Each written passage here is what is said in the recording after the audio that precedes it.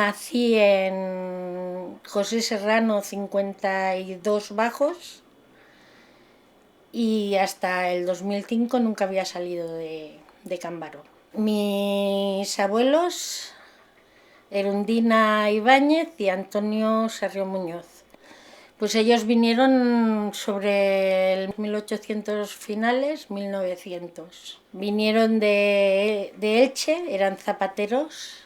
Primero vivían de alquiler y para vivir de alquiler tuvieron que juntarse dos hombres, dos salarios de hombres.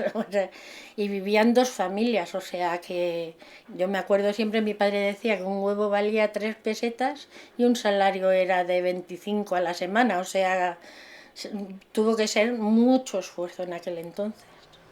Y luego compraron el terreno, mi tío abuelo Florián Ibáñez Marín y mi abuelo Antonio Sarrión Muñoz. ¿Cómo eran esas casas? ¿Eran casas muy precarias? Eran precarias, vigas de madera, construidas yo creo que por ellos mismos, esto no lo tengo muy seguro. La de arriba, la de abajo sí que sé que la construyeron ellos. Y eran casas cómodas pero pequeñitas, una habitación, una cocina comedor, no tenían cuarto de baño, tenían al principio eran estos pozos muertos. Después ya cuando trajeron la luz, el Yayo Antonio la puso a las dos casas y el agua lo mismo. La pusieron sobre los años 40. O sea que ya lo tenían, solo había un grifo, el cual repartían a todo, había una entrada y estaba el grifo del agua en el pasillo, o sea, al lado de la puerta de entrada a la casa.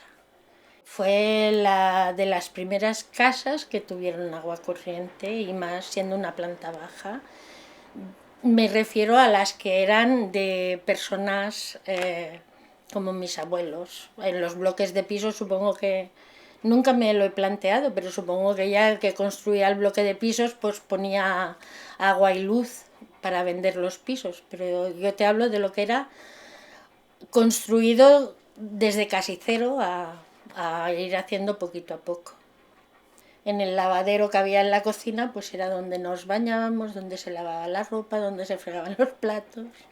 Pero bueno, teníamos cocina y teníamos agua corriente y teníamos de todo. O sea, cuando la familia fue creciendo, en el patio que había en medio de las dos casas hicieron una habitación para ir durmiendo el abuelo y los nietos que iban creciendo, saliendo de la habitación de los padres para que entráramos los que iban empujando. Después ya hicieron en el 65, se agrandó la casa y se hizo ya pues habitaciones para todos, sótano, ya fue una casa la que había antes de marchar. La vida entonces en el barrio no era en casa, pero sobre todo también era en la calle, ¿no? Tanto las puertas estaban siempre abiertas, tanto las de mi casa como las de casa de los vecinos. ¿Aquí? O sea, aquí, en casa de la Pepi.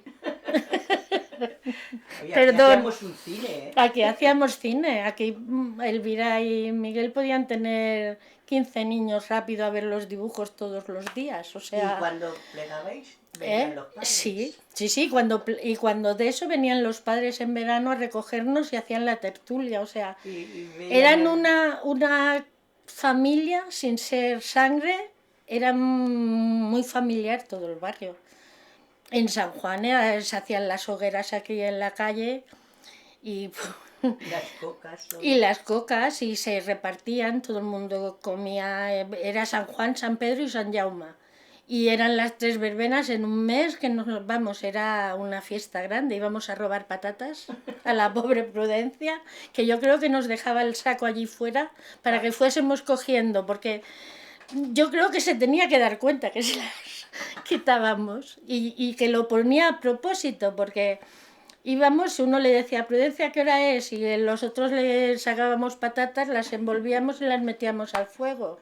y se asaban, o sea, era una infancia divertida, con estas chiquilladas, entre comillas, que hoy en día nos darían para el pelo, pero en aquel entonces, pues la verdad es que yo lo que recuerdo todo, lo recuerdo con mucho cariño y mucho amor, de cuando era niña.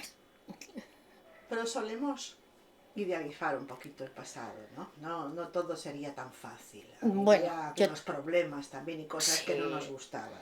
sí, a ver, cosas que no me gustaban había muchas, pero por suerte Las deja. las he pasado de largo. Me gustaba cuando era San Medí y eran las fiestas, cuando salían los del coro y también cuando venía el camión y vendía con los altavoces en la plaza Cámara. Cambaró.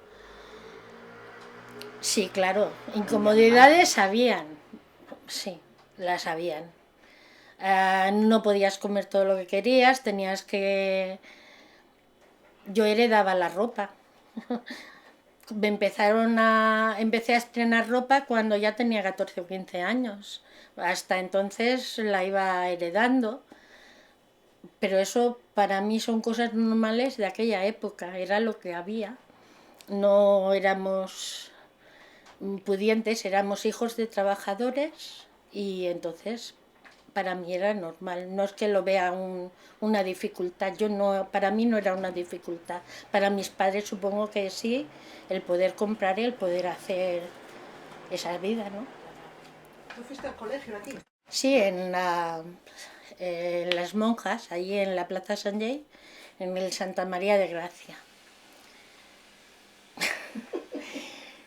Te voy a explicar algo que me marcó mucho, que luego me enteré, soy disléxica y en aquel entonces pues era muy mala estudiante. Y me acuerdo que las monjas me dijeron que, bueno, como era buena nena, para fregar serviría, pero que nada, yo toda mi vida pensando que era tonta y crecí con eso. Con 12 años plegué del colegio y me puse a trabajar, pues porque para qué seguir estudiando si total era tonta, no iba a llegar a ningún sitio para fregar y cocinar y hacer. Y luego con 27, 29 me enteré que es que era disléxica. Y todas las dificultades que había tenido de niña en el aprendizaje habían sido por eso. Eso, ¿ves? Es algo que sí me molestó, ahora ya me da igual, pero en aquel entonces cuando me enteré me molestó porque pensé, pues verdad, no soy tonta, me he defendido en mi vida, he hecho de todo, he trabajado, tengo familia, pero en aquel entonces me marcó mucho. Y por eso a lo mejor considero que las monjas cuando eran niñas que no daban problemas y aprendían bien, Sí. eran muy buenas, pero cuando eran niñas como yo, que teníamos unos problemas, sí, pues te etiquetaban, te marcaban y te... Pero ves, es una de las cosas que siempre he pensado que en aquel entonces fue normal. Que no lo es, no lo es porque yo tengo una hija que también lo es y se le ayudó y hoy en día tiene estudios superiores. Pero porque se le ayudó, se le... No sé, esto es una de las cosas, ¿ves? Que me ha salido ahora mal, algo malo. No, sí, sí, nos damos cuenta después, ¿no? Después, sí. También las cuestiones de discriminación de género, ¿no? Al ser una mujer, Total. está condicionada, ¿no? Y en aquella época, ¿no? Era la mujer para trabajar y para ser ama de casa, no necesitaba estudios, pues a marcarlo. No por mi padre, porque mi padre fue un hombre que siempre se quedó con las ganas que uno de sus 5 hijos acabara una carrera.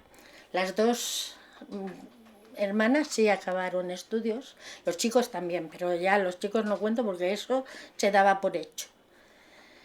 Pero las chicas sí acabaron trabajando y estudiando de noche. La que no lo hizo fui yo porque ya tenía la cosa de que era tonta y me daba igual. Pero ni siendo ya mayor que quise acabarlo, lo hice. Aquí en el barrio encontraste lugares donde hablar de estas cosas, No, ¿no? para nada. Todo era tabú, todo era hablar en petit comité Y fue a partir del 76 que empecé a trabajar allí en Photofil, que fue cuando empecé a descubrir un mundo diferente de igualdad hombre y mujer. Hasta esa edad pues era normal, el hombre tenía derechos y la mujer derecho a callar y poco más.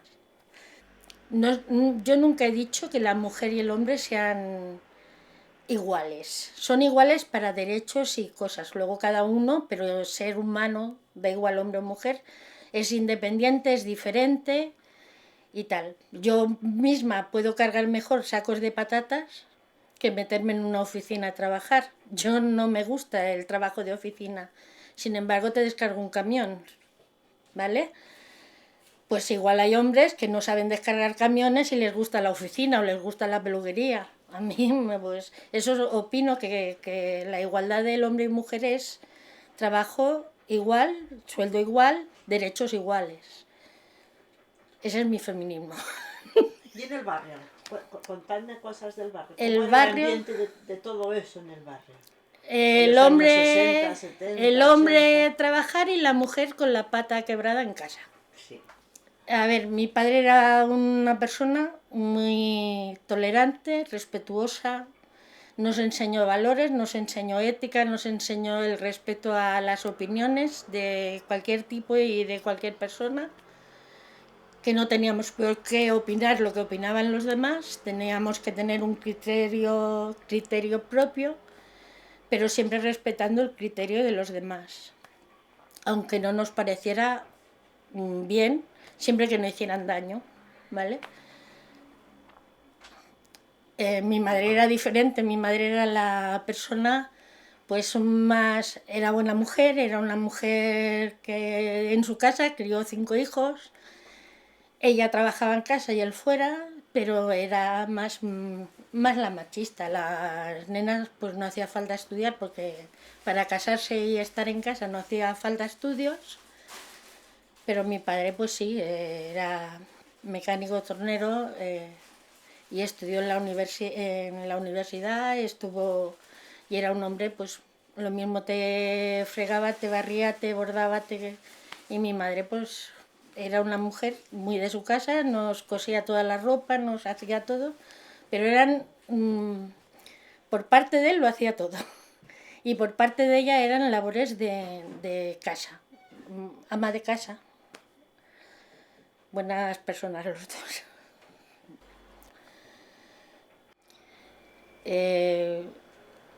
Seguro que en esa fotografía que están las pancartas está mi tío abuelo Florian, pero nunca le he podido poner cara porque no lo he visto. No sé quién es. Porque nunca le hemos visto una fotografía. Todas desaparecieron. Si había alguna, se hicieron desaparecer. ¿Y quién era Florian? Florian era el hermano pequeño de mi abuela Erundina. Vinieron mi abuelo Antonio, casado con mi abuela Erundina, y todos los hermanos de mi abuela Erundina. Uno de ellos era el Florian, lo que es una guerra, que como decía mi padre, todos pierden, los de una manera de pensar y los de la otra. Estaban en la avenida Casa Baró y los dos eran patrullas vecinales que iban armados y iban, bueno, mi abuelo no, el tío abuelo Florian, que le llamaban el Negus, que según ellos mató a no sé cuántos curas de la salud y bueno, total que todo esto viene en los papeles de militares del Consejo de Guerra. Y que el abuelo Antonio estuvo en la cárcel por ser el cuñado de Florian. O sea, cada vez que venía Franco aquí a Barcelona, mi abuelo unos días antes lo metían en prisión y el año 50 y pico, 56, 57, fue la última vez que lo empresonaron. Y también hemos conseguido que lo quiten que le den el indulto, pero muchos años después, o sea que... a raíz de que me enteré era algo que siempre en casa había estado calladito, al petit comité, nunca se hablaba demasiado en voz alta. Cuando llegó un momento que me empezó a interesar todo aquello y empecé a estudiar lo que había pasado con este tío abuelo mío que murió en un campo de concentración, y fue cuando entré en Amical Mauthausen, porque allí te dan toda la información que tú quieras de cualquier persona que quieras empezar a buscar, y a partir de ahí empecé a trabajar y tal. Entonces me llamaron para poner una loseta en el suelo, y fue más algo con miras a que luego conseguí que indultasen a mi tío abuelo y lo que digamos ya no tiene antecedentes penales, ¿vale? Y todo esto fue ¿qué te diré yo?, los últimos 12 años, que ha sido empezar a buscar cosas de estas. ¿Por qué te atrae tanto conocer del pasado? Supongo que por darle su sitio a esas personas que lucharon tanto por una vida mejor para todos, por curiosidad de algo que estaba tan prohibido en casa, que era algo que no se podía ni hablar ni verbalizar en voz alta. Entiendo mejor a mi padre cuando no hablaba, cuando me decía: "Oh, eso no, eso está pasado, eso está muerto". Entiendo también complejos y cosas que se sentían. También entiendo la tiranía de otros, diciéndole a otras familiares que eran menos por una serie de circunstancias, y luego resulta que para mí, para mi manera de ver, eran más personas los que callaban que los que no abucheaban a las personas. No sé cómo explicártelo para decir sin decir mucho.